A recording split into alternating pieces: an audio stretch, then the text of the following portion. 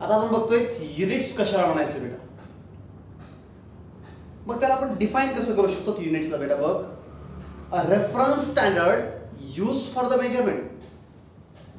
Sir मला नाही कळलं, a reference standard use for the measurement is called as unit. हे झालं डेफिनेशन. सर मला सोप्या भाषेत सांगा, मग एखाद्या क्वांटिटीला आम्ही कशाच्या फॉर्ममध्ये कशाच्या टर्म्समध्ये एक्सप्रेस करू शकतोय त्या टर्मला आम्ही युनिट्स म्हणतोय. मग एक्झाम्पल काय बेटा, मला वजन मोजायचं आहे. मग आपण म्हणतोय किती किलो आहे, 50 किलो आहे. Kilogram is a unit of mass or force. आता सर मास ऑर फोर्स म्हणतोय, याचंही कन्फ्युजन तुम्हाला मी शेवटी दूर करणार आहे. मग ज्यावेळेस आपल्याला एखादी लेंथ मोजायची आहे, सर मग लेंथ मोजतोय कशामध्ये, मीटरमध्ये, दूध लिटरमध्ये, जसं मास किलोग्रॅममध्ये, टाइम सेकंडमध्ये, टेम्परेचर केल्विनमध्ये और डिग्री सेल्सियसमध्ये. मग हे काय सांगतोय, हे तुमचे रेफरन्स स्टँडर्ड आहे. मग आता आम्हाला एक कन्सेप्ट आणखीन क्लिअर करा सर, रेफरन्स स्टँडर्ड कशाला म्हणायचं, स्टँडर्ड कशाला म्हणायचं, ज्याच्यासोबत आपण काय करतोय, कम्पेअर करतोय. सर कम्पेअर करतोय म्हणजे काय करतोय, मग आपण वापस त्या मुद्द्यावर येतोय, हा आहे measurement. What is mean by measurement. Sir हे मेजरमेंट कशाला म्हणायचंय, या टॉपिक मध्ये आपण फक्त काय करतोय, मेजर करतोय. म्हणजे मेजर करतोय म्हणजे काय करतोय, तर आम्ही कम्पेअर करतोय बेटा. मग आपण डिफाईन कसं करू याला sir, it is a process of comparing non quantities and unknown quantities. दोन क्वांटिटीचं जे कंपॅरिझन आहे त्या कंपॅरिझनच्या प्रोसेसला आम्ही काय म्हणतोय, मेजरमेंट. मला काय करायचंय, कम्पेअर करायचंय. मग कुणाचं, माहीत असलेल्या गोष्टीचं माहीत नसलेल्या सोबत जर कंपॅरिझन करत असाल तर तुम्ही काय करताय, मेजरमेंट करताय. मग आपण त्याला डिफाईन असं करतोय, it is a process of comparing non quantity with unknown quantity. मला नाही समजले सर, मला हाईट मोजायची आहे. मी काय करतोय, आपण हॉस्पिटलमध्ये जातोय, तिथं असं बोर्डवर लिहिलं असतं बघा, 1 फूट 2 फूट 3 फूट 4 फूट 5 फूट 6 फूट 7 फूट काय असं लिहिलेलं असतं, स्केल असते. मग ही माहीत असलेली क्वांटिटी आहे. मग माझी हाईट माहित नाही सर मला, मी काय करतोय, मोजतोय म्हणजे कम्पेअर करतोय non quantity and unknown quantity. मग दोघांचं ज्यावेळेस कंपॅरिझन होतं त्यावेळेस त्याला मी काय म्हणतोय, मेजरमेंट. मग आता मेजरमेंट मध्ये पण दोन टाईप पडले होते. पहिली होती डायरेक्ट मेथड ऑफ मेजरमेंट आणि दुसरी होती इनडायरेक्ट मेथड ऑफ मेजरमेंट. मग आता डायरेक्ट मेथड ऑफ मेजरमेंट कशाला म्हणायचं, सर ज्या मेथड ऑफ मेजरमेंट मध्ये आपण डायरेक्ट टच करून मेजर करू शकतोय.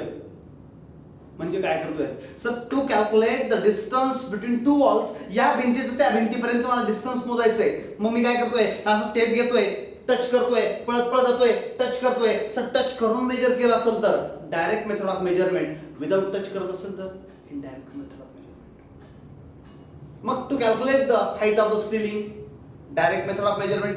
To calculate the height of a man, direct method of measurement. मला माझं वजन मोजायचं आहे, direct method of measurement. Sorry, but to calculate the distance between sun and earth, सूर्यातलं आणि पृथ्वीतलं अंतर मोजायचंय, डायरेक्ट आहे का, मी इथून टेप घेऊन पळत पळत जातोय का, नाही बेटा. मग ही कोणती आहे, इनडायरेक्ट मेथड ऑफ मेजरमेंट आहे. जिथं टच करू शकत नाही ती इनडायरेक्ट मेथड ऑफ मेजरमेंट आहे. त्याला आम्ही कधी कधी पॅरालॅक्स मेथड ऑफ मेजरमेंट सुद्धा म्हणतोय. आता त्या पॅरालॅक्स मेथड ऑफ मेजरमेंटनं डिस्टन्स कसं कॅल्क्युलेट करायचं तेही मी तुम्हाला सांगणार आहे. मग आता हे मेजर करतोय, मग जसं आम्ही म्हणतो डिस्टन्स मीटरमध्ये आहे ना, तुमचं असेल दूध असेल लिटरमध्ये, मास किलोग्रॅममध्ये, टाइम सेकंडमध्ये, टेम्परेचर केल्विनमध्ये. हे जे ज्याच्यामध्ये मोजतोय किंवा एखाद्या फिजिकल क्वांटिटीला ज्या टर्म्समध्ये एक्सप्रेस करतोय त्या टर्म्सला आम्ही युनिट्स असं म्हणतोय. मग तुमच्या लक्षात आलं असेल आता. मग आम्ही ज्याच्यासोबत कम्पेअर करतोय त्याला मी काय नाव दिलं होतं, स्टँडर्ड. मग आता हे स्टँडर्ड कशाला म्हणायचंय, ज्याच्यासोबत आम्ही कम्पेअर करतोय. मग या स्टँडर्डचा रेफरन्स घेतोय त्याला आम्ही युनिट असं म्हणतोय, या स्टँडर्डला आम्ही युनिट असं म्हणतोय. मग पहिला पॉईंट आमचा क्लिअर झाला सर. युनिट्स कशाला म्हणायचं, reference standard used for the measurement is called as unit. मग पुन्हा एक प्रश्न पडला सर, युनिट्स किती टाइपचे असतात, जसं fundamental physical quantity, derived physical quantity आणि सप्लिमेंटरी फिजिकल क्वांटिटी. जसे ह्या फिजिकल क्वांटिटीच्या टाइप होत्या तसेच युनिटचे पण टाइप आहेत. मग जेवढ्या क्वांटिटी तेवढे युनिट्स. मग त्यामध्ये नंबर 1 आपण बघतोय, sorry fundamental units. Number 2 derived units. End number 3 supplementary units. 4 improper units आणि 5 आहेत प्रॅक्टिकल युनिट्स. या टाइप्स ऑफ युनिट्स आहेत. मग पहिली कोणती आहे सर? Fundamental units. आता याच्यावर आमच्या काही लक्षात येते का? आपण एक क्वांटिटी बघितली होती, तिचं नाव होतं फंडामेंटल क्वांटिटी. डिफाईन कशी केली होती? जी दुसऱ्या डिपेंडन्स नसते त्या क्वांटिटीला काय म्हणतोय? फंडामेंटल. मग जे युनिट्स दुसऱ्या डिपेंडन्स नसतात त्याला आम्ही म्हणतोय फंडामेंटल युनिट्स. आम्ही डिफाईन कसं करणार? It is the type of unit which does not depend upon any other physical units or fundamental units म्हणून. कुठल्याच युनिटवर डिपेंड नसतात ते आहेत तुमचे फंडामेंटल युनिट्स. किंवा the units which are used for the measurement of only a fundamental quantities. Fundamental क्वांटिटीच्या measurement साठी जे जे युनिट्स वापरतात त्या युनिट्सला आम्ही काय म्हणतोय? Fundamental units. मग ज्या युनिट्सला फक्त आणि फक्त डिराइव्ड क्वांटिटीच्या मेजरमेंट साठी वापरतात त्याला आम्ही काय म्हणतोय? Derived units. The units which are used for the measurement of derived quantities are called as derived units. Or the units which depends upon any other fundamental units. जर दुसऱ्या युनिट्स वर depend असतील तर ते कोण आहेत? डिराइव्ड. डिपेंडन्स नसतील तर ते कोण आहेत? फंडामेंटल. मग इथं आपण लिहू शकतो का? डज नॉट डिपेंड फंडामेंटल आहे. डिपेंड्स नसतील तर डिराइव्ड आहे. मग आता हेल्पिंग मध्ये काही आहेत सर? जसे क्वांटिटी होत्या, सप्लिमेंटरी क्वांटिटी किती होत्या बेटा? 2. पहिली कोण? Plane angle. दुसरी कोण? Solid angle. मग आता प्लेन अँगल कशात मोजतोय? रॅडियन मध्ये. आणि सॉलिड अँगल स्टे रॅडियन मध्ये मोजतोय. ह्या दोनच आहेत तुमचे सप्लिमेंटरी युनिट्स. मग सर फंडामेंटल युनिट्स सांगा ना आधी. There are 7 fundamental units. जेवढ्या क्वांटिटी तेवढे युनिट्स. मग क्वांटिटी किती होत्या बेटा? 7 होत्या. मग त्यामध्ये 1 2 3 4 5 6 आणि हे आहेत 7.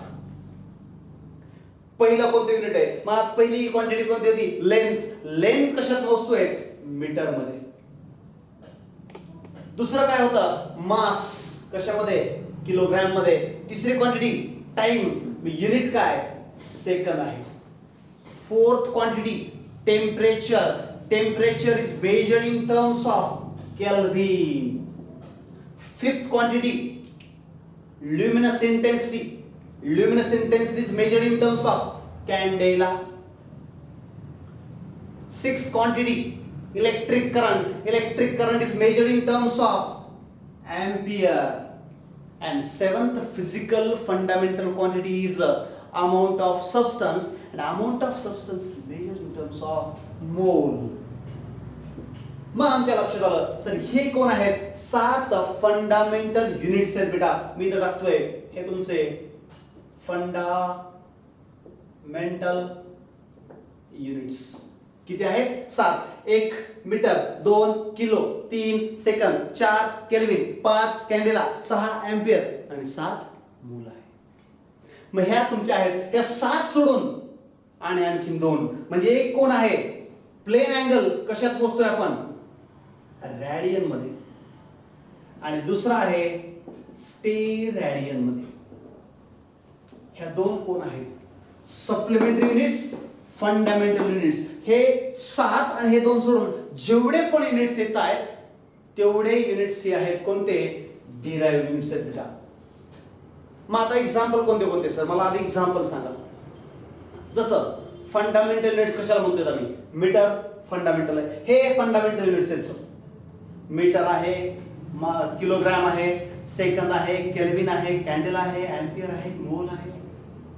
सप्लिमेंटरी युनिट्स कोणते आहेत? Radian and steradian. मग सर न्यूटन डिराइव्ड युनिट आहे. सर नाही मला कळालं, मग आम्ही व्हेलॉसिटी कशात मोजतोय?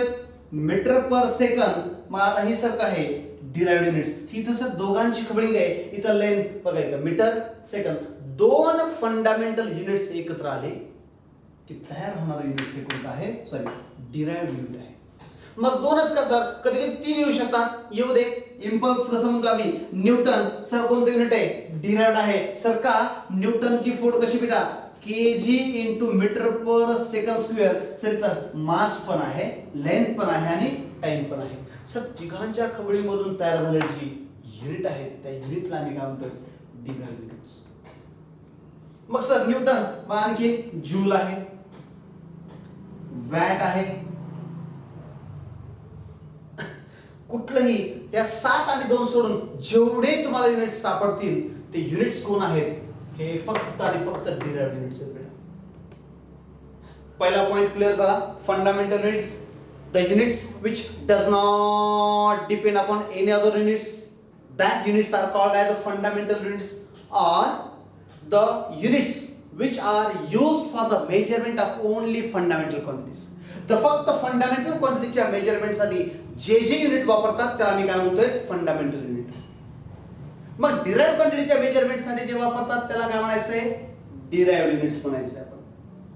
मग फंडामेंटल युनिट्स किती होते? 7 होते बेटा. Number 1 metre, 2 kilo, 3 second, 4 kelvin, 5 candela, 6 ampere आणि 7 मोल. हे 7 सोडायचे आणि जेवढे असतील तेवढे डिराइव्ड आहेत except 2. Number 1 radian, number 2 steradian. मग आम्ही इथं लिहितोय इथं बघा, हे दिसतात तुम्हाला, हे तुमचे आहेत सप्लिमेंटरी. मग हे सोडून जेवढे आहेत ते कोण आहेत? डिराइव्ड. एक्झाम्पल काय? न्यूटन डिराइव्ड आहे सर, जूल डिराइव्ड आहे सर, वॅट डिराइव्ड आहे सर. जेवढे पण आहेत ते सगळे डिराइव्ड आहेत. मग सर आणखीन एक तुम्ही सांगितलं चौथं आहे युनिट्स, त्याला आम्ही म्हणतोय इम्प्रॉपर युनिट. सर हे आहे का इम्प्रॉपर युनिट? आम्ही काय बघतोय बघा, मास is measured in terms of kilogram. बघितलं बघा, क्वांटिटी पण लगेच लिहून ठेवतोय, मग तुम्हाला कन्फ्युजन होणार नाहीये. बघा इथं लेंथ आहे, कशात मोजतोय ते पुढं आहे.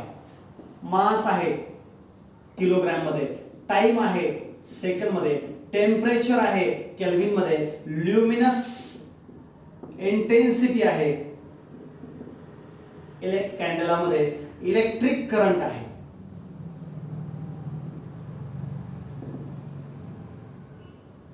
एम्पियर मध्ये, आणि अमाउंट ऑफ सबस्टन्स आहे. हे कशामध्ये? मोलमध्ये. मग आम्ही इथं लगेच लिहून टाकतोय. बघा तुम्हाला इथं क्वांटिटीज आहेत आणि त्याचे हे युनिट्स आहेत. मग आता मास कशात मोजतोय बेटा आपण? किलोग्रॅम मध्ये. पण आपण आपलं वेट कशात मोजतोय? किलोग्रॅम मध्ये. But weight is a type of force. मग हा मला सांगा सर, वेट कोण आहे? एक टाइपचा कोण आहे बेटा? फोर्स आहे. मग फोर्स असेल तर त्याचे युनिट काय असायला पाहिजे? न्यूटन. जर वेट हा एक फोर्स असेल तर फोर्स युनिट काय? Newton. But also we measured weight in terms of kilogram. But kilogram is the unit of mass. Hence, kilogram is the improper unit of weight. Weight कशात पाहिजे होतं? Newton मध्ये. पण मोजतोय कशामध्ये? किलोग्राम मध्ये. मग आम्ही इथं लिहू शकतो kg is a improper unit of weight. असं का? असं improper unit of weight का आहे? Because weight is type of force and force has a unit Newton. लक्षात आलं? मग आम्ही हे improper unit त्याचे एक्झाम्पल बघू. फिफ्थ आपला युनिट आहे, त्याचं नाव आहे प्रॅक्टिकल युनिट. हे प्रॅक्टिकल युनिट कशाला मोजतोय आपण आणि कसं असावं, कुठं यूज होतोय आपल्याला? आपण जनरली बघतोय प्रॅक्टिकल युनिट मध्ये actually length is measured in terms of कशामध्ये बेटा? मीटर मध्ये. But sometimes it can be measured in terms of kilometre, miles, feet.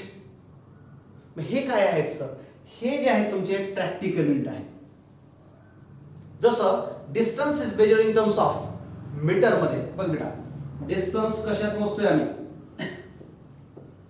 Metre मध्ये. पण जर समजा फार छोटं डिस्टन्स असेल ते आपण फर्मी मध्ये मोजतोय. जसं आपण distance between sun and earth is measured in terms of कशामध्ये, त्याला मी 1 ॲस्ट्रॉनॉमिकल युनिट म्हणतोय. 1 ॲस्ट्रॉनॉमिकल युनिट बरोबर काय असतं, 1.5 × 10⁻15 मीटर. हे काय प्रॅक्टिकल युनिट आहे. सर मग हे असेल तर आम्ही असं म्हणतोय 1 light year. Light year is a unit of distance, but light year हे प्रॅक्टिकल युनिट आहे. Actually distance is measured in terms of metre, but 1 light year is equal to काय होतं बेटा, 9.46 × 10⁻. सॉरी इथं 12 आहे, हे 15 मीटर बेटा. हे आहे एक प्रकाश वर्ष. एक प्रकाश किरणानं 1 वर्षात कापलेलं अंतर आहे. The distance travel by the light molecule in 1 year. मग एक प्रकाश किरण एका सेकंदात 3 लाख किलोमीटर जातो. स्पीड ऑफ लाईट आम्ही बघतोय c = 3 × 10⁸ मीटर पर सेकंद. मग 1 सेकंदात किती, 3 लाख. तर एका मिनिटात 180 लाख. एका मिनिटात तेवढं असेल तर एका घंट्यात किती, एका घंट्यात तेवढं. एका दिवसात किती, एका दिवसात तेवढं. एका महिन्यात किती, एका महिन्यात तेवढं. ते एका वर्षात किती, 1 वर्षात कापलेलं अंतर म्हणजे 1 प्रकाश वर्ष असतो बेटा. The distance travel by the 1 light molecule in 1 year, that is called as 1 light year. मग ते डिस्टन्स किती आहे, 9.46 × 10⁻15 मीटर एवढं डिस्टन्स आहे. मग light year is a practical unit. Parsec is the practical unit. Sir मग आम्ही त्याला सांगू शकतो पार्सेक काय असतं. हे आहे पार्सेक, हे पण डिस्टन्स युनिट आहे. 1 parsec is equal to 3.26 light year असतं. हे असं सांगू शकतो. मग हे आपले आहेत प्रॅक्टिकल युनिट.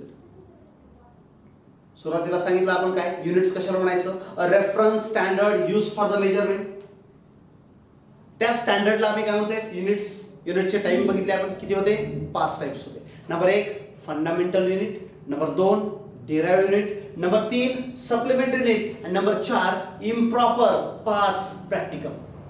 जे डिपेंडन्स नसतात त्याला म्हणतोय आम्ही फंडामेंटल. डिपेंड असतील तर डिराइव्ड. जे फक्त हेल्प करतात ते सप्लिमेंटरी. जसं आपण kilogram is improper unit of weight because weight is type of force. हे काय आहे, इम्प्रॉपरचं एक्झाम्पल आहे. प्रॅक्टिकलचं light year, parsec, miles, these are the practical units of distance. मग हे आम्ही बघितलं. पण आता सांगितलं सर तुम्ही युनिट कशाला म्हणायचं, स्टँडर्ड असतं, पण त्याच्यासाठी काही रिक्वायरमेंट आहेत का. There are some requirement or few requirements for good units. आता आपण बघतोय सिस्टीम ऑफ युनिट्स बेटा. सिस्टीम ऑफ युनिट्समध्ये आपण बेसिकली 4 सिस्टीम ऑफ युनिट्स असतात. त्यापैकी पहिली आहे MKS, CGS, FPS आणि SI. मग सर याच्या आधी तुम्ही सांगितलं युनिट्स कशाला म्हणायचे, reference standard use for the measurement, त्याला युनिट असं म्हणतोय. टाइप्स ऑफ युनिट आपण बघितले 5 होते. मग आता ही सिस्टीम ऑफ युनिट्स काय आहे. जसं एखादी आपण गोष्ट मोजतोय, मेजर करतोय, त्याच्यासाठी एक पर्टिक्युलर युनिट असतं. ते एका कोणीतरी डिस्क्राईब केलेलं असतं किंवा ठरवलेलं, डिसाईड केलेलं असतं. मग आता कोण असं ठरवतं, नॅशनल स्टँडर्ड और international standard weight and science measurement. पण ही एक संस्था आहे, जी संस्था ही ठरवतीये की ही सिस्टीम म्हणजे हे युनिट या सिस्टीममध्ये, हे युनिट या सिस्टीममध्ये आहे. जसं मीटर SI आहे, सेंटीमीटर CGS आहे. मग हे सर कसं लक्षात ठेवायचं.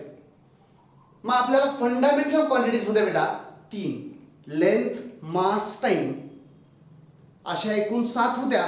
पैकी ह्या 3 फक्त सिलेक्ट केलेल्या आहेत. Length, mass, time, temperature, luminous intensity, electric current आणि amount of substance. Out of these 7 fundamental quantities 3 quantities are selected randomly. 3 quantities फक्त रँडमली सिलेक्ट केल्या होत्या. एक होते लेंथ, मास आणि time. These are randomly selected constants are called as arbitrary constants or quantities are called as arbitrary quantities on which these system of units are depends. मग आता हेच आपण सुरुवातीला बघूयात. हेडिंग टाकतोय आपण सिस्टीम ऑफ युनिट्स. मग आता इथं सिस्टीम ऑफ युनिट्स मध्ये नंबर 1 आहे MKS सिस्टीम, दुसरी आहे CGS, तिसरी FPS आणि चौथी आहे SI.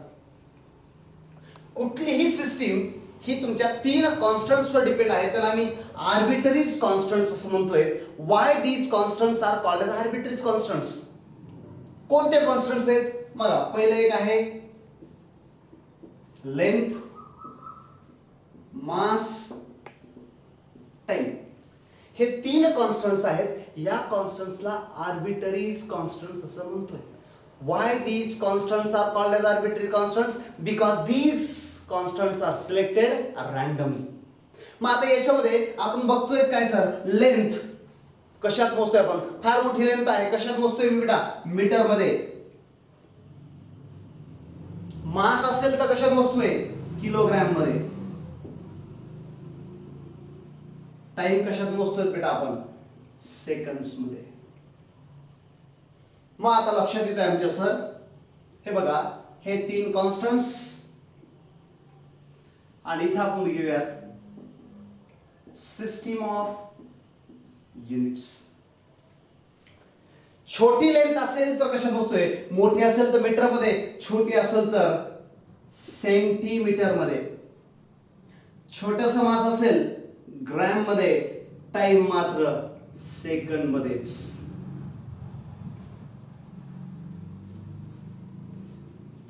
आता पहिले बघा, metre m, kilogram k, second s. पहिल्या युनिटचं नाव, सॉरी, पहिल्या सिस्टीम ऑफ युनिट्सचं नाव होतं MKS सिस्टीम. सेकंड कोणती आहे? CGS. मग सेकंड आहे CGS सिस्टीम. पण ब्रिटिश लोकांना हे मान्य नव्हतं. त्याने सांगितलं की आम्ही MKS पण नाही आणि CGS पण नाही, आमची सिस्टीम वेगळी असेल. लोक म्हणले मग कशी असेल? मग आम्ही लेंथ कशात मोजू? आम्ही फुटात मोजू. तुम्ही कशात मोजताय? मीटर मध्ये, कोणी सेंटीमीटर मध्ये, आम्ही फूट और फीट मध्ये मोजूयात. लोक म्हणले ठीक आहे, फूट और फीट. मग मास कशात मोजायचं आहे? आता तुम्ही किलोग्रॅम मध्ये, काही लोक ग्रॅम मध्ये, आम्ही पाऊंड मध्ये मोजूयात. Mass is measured in terms of pound और poundal. And distance, sorry, length, mass and time. मग टाइम कशात मोजला सर? तो टाइम मात्र सेकंड मध्येच राहिला. मग त्यांची एक सिस्टीम तयार झाली FPS. याला आम्ही FPS सिस्टीम और ब्रिटिश सिस्टीम सुद्धा असं म्हणतोय. मग आता हे सर्व काही इंटरनॅशनल मार्केटमध्ये सर्व काही इक्विव्हॅलंट असावं, होमोजेनेटिक असावं, म्हणून एक सिस्टीम तयार करण्यात आली. तिचं नाव होतं SI, सिस्टीम ऑफ इंटरनॅशनल. त्याला आम्ही SI सिस्टीम असं म्हटलं. मग आता आमच्या लक्षात आलं सर, युनिट्स बघितले. सिस्टीम ऑफ युनिट्स किती येते बेटा? 4. पहिली MKS, CGS, FPS, SI. या सिस्टीम ऑफ युनिट्स कशावर डिपेंड होत्या? आर्बिट्रेज कॉन्स्टंट्सवर. मग हे आर्बिट्रेज कॉन्स्टंट किती होते? 3. Length, mass, time. Why these constants are called as arbitrary constants? Because these are selected randomly. मग हे झालं आपलं सिस्टम ऑफ युनिट्स. आता आपण बघणार आहोत मस्ट आणि खूप खूप इम्पॉर्टंट पॉइंट आहे आपला डायमेन्शन्स. आपण आतापर्यंत काय काय बघितलं बेटा? पहिलं काय बघितलं? युनिट्स कशाला म्हणायचं, पण त्याच्या आधी बघितलं क्वांटिटीज कशाला म्हणायचं. मग physical quantity, non physical quantity, मग टाइप्स ऑफ फिजिकल क्वांटिटी, मग नंतर आम्ही बघितलं युनिट्स, टाइप्स ऑफ युनिट्स. आता आपण बघितलं सिस्टम ऑफ युनिट्स. आणि नेक्स्ट आपण बघतोय, स्टार्ट करतोय, ते आहे तुमचं डायमेन्शन्स.